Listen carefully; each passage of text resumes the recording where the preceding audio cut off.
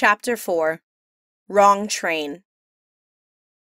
The next morning, Isabella continued her same routine.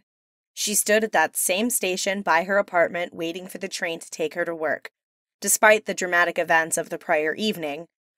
She would surely be famous by the time the morning press conference was done. Everyone would be looking for an interview with her.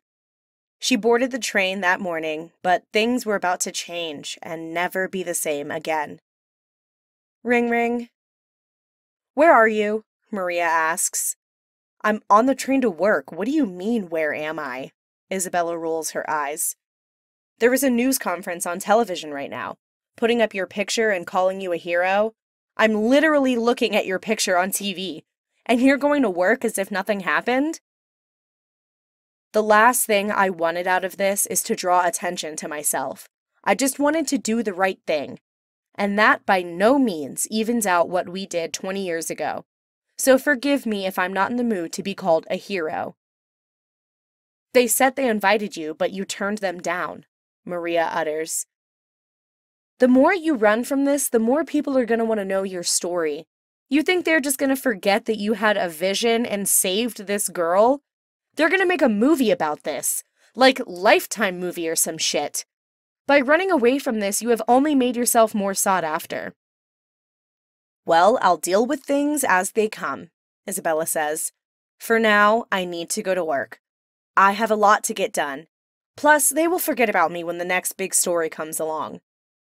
They literally are saying your name like every 5 seconds. I want to puke, Maria teases. They both start laughing.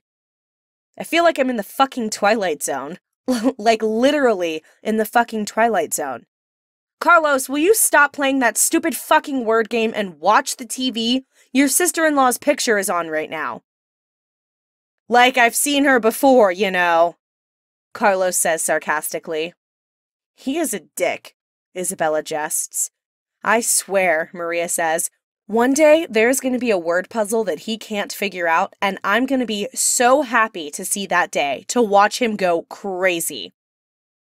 Just then, a loud rumble can be heard. It is as if a massive earthquake has come on suddenly.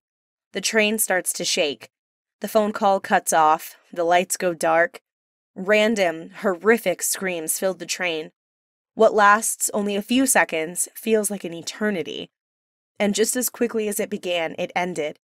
The train is completely silent for a few moments. Flicker, flicker, flicker. The lights flicker on and off a few times before turning back on again.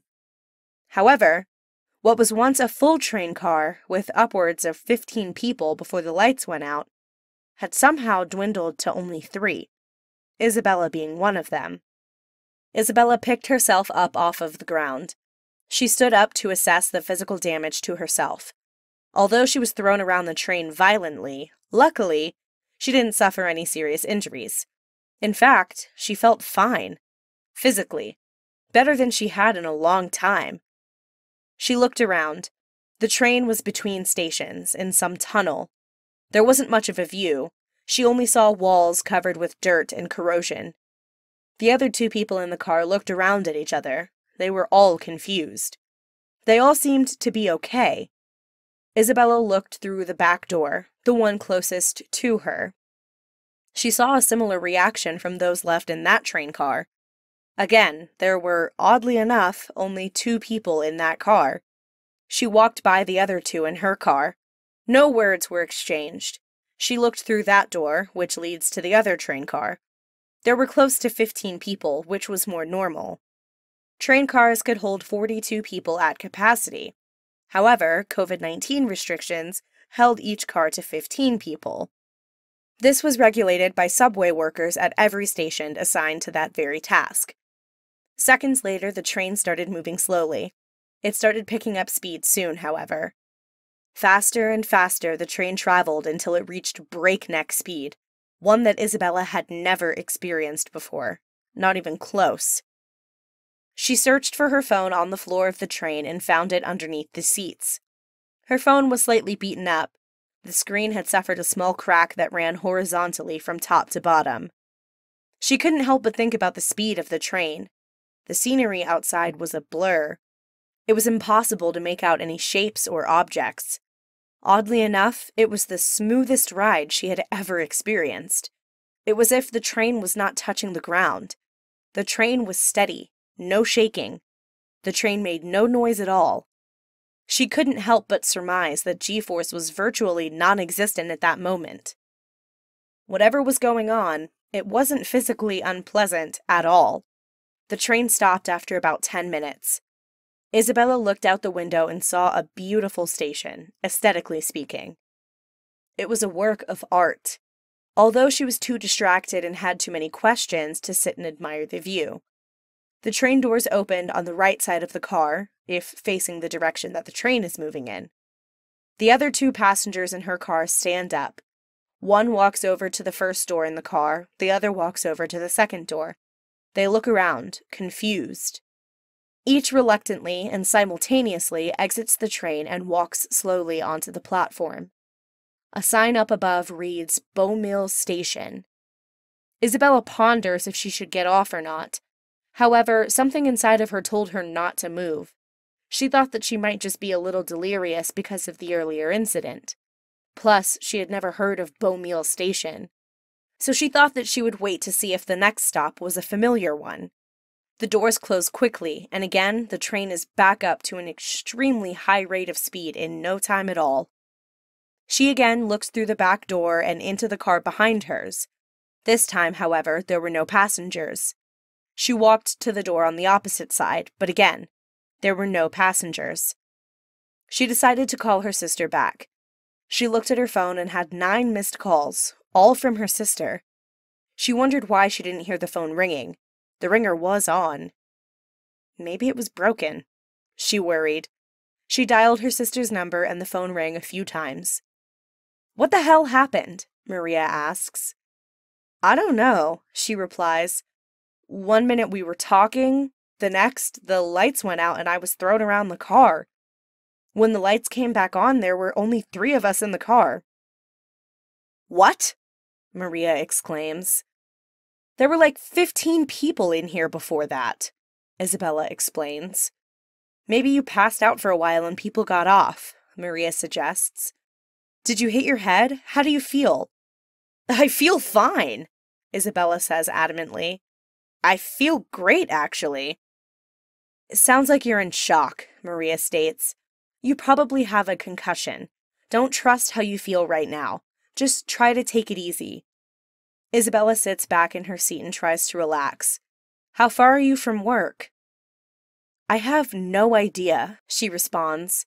My train usually stops every 5 minutes or so. There hasn't been a stop for more than 10 minutes now, and I never heard of the last station we stopped at. Did you get on the wrong train? Maria asks. Maybe you got on the express or something by accident.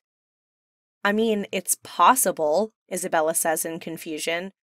I've been taking the same train to work for many years now. I was waiting for the train where I always wait. I don't know. What's that buzzing sound on the phone?